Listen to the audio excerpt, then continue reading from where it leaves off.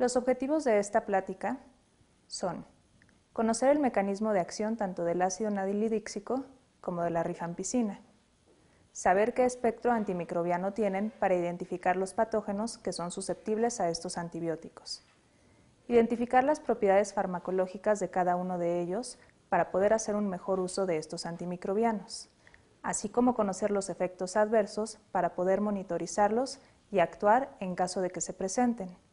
Y por último, conocer las indicaciones terapéuticas actuales de cada uno de ellos para poder hacer uso de los antibióticos comentados. Iniciaremos con el ácido nalidíxico. Desde el año de 1966, el grupo de Lescher sintetizó, a partir de la cloroquina, la 1,8-naftiridina, es decir, el ácido nalidíxico, y este se conoce como la primera quinolona o quinolona de primera generación. No fue hasta 14 años después, en el año de 1980, que se empezaron a sintetizar derivados de esta quinolona. Esto se hizo agregando un componente flúor o un componente piperacinil a la estructura base. Por haber agregado un componente flúor a la estructura básica del ácido nalidíxico, a las nuevas quinolonas se les llama fluoroquinolonas.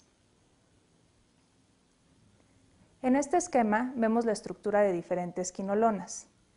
La primera, en la parte de arriba, constituye el ácido nalidíxico y podemos ver cómo en el resto de las quinolonas se conserva la estructura básica de esta quinolona. Todas ellas comparten un ácido carboxílico en la posición 3. Como vemos en la norfloxacina, en la parte superior, están enumerados todas las posiciones del anillo básico y en la posición 3 podemos ver el ácido carboxílico. La primera diferencia que tienen las nuevas quinolonas o fluoroquinolonas es que en la posición número 6 se agrega una molécula de flúor. Podemos ver que conservan la misma estructura que el ácido nalidíxico, sin embargo se agrega la molécula flúor.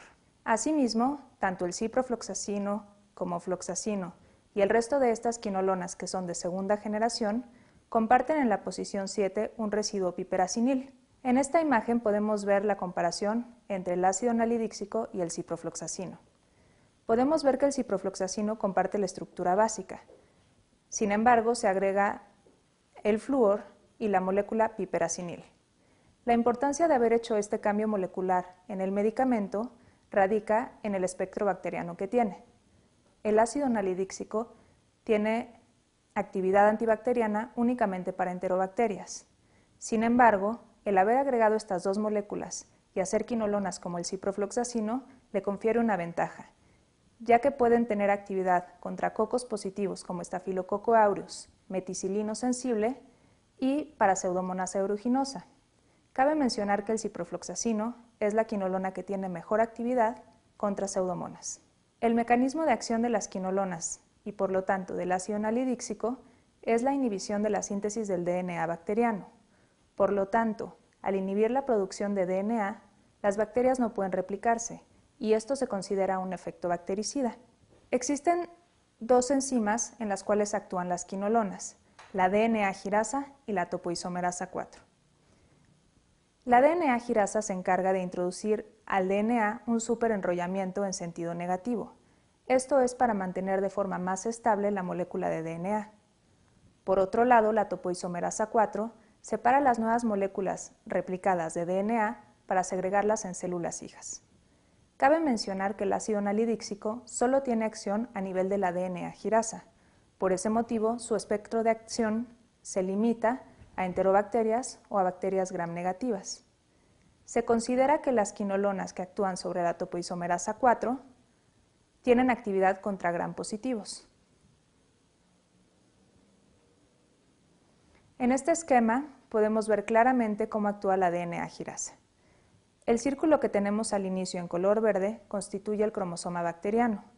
Cabe mencionar que la mayoría de las bacterias tienen un solo cromosoma cuya forma es circular. Excepciones de esto son Borrelia, cuya forma es lineal, o Leptospira, que no tiene uno sino dos cromosomas. Tiene un nodo positivo y un nodo negativo. En el tercer DNA vemos lo que hace la DNA girasa, que es cortar el nodo positivo y por último en el cuarto esquema volverlo a unir, dejando dos nodos negativos o haciendo un superenrollamiento negativo. De esta forma da estabilidad a la molécula. Lo que hacemos con el ácido nalidíxico es evitar que dé un segundo enrollamiento negativo y de esta forma no se puede replicar adecuadamente el DNA.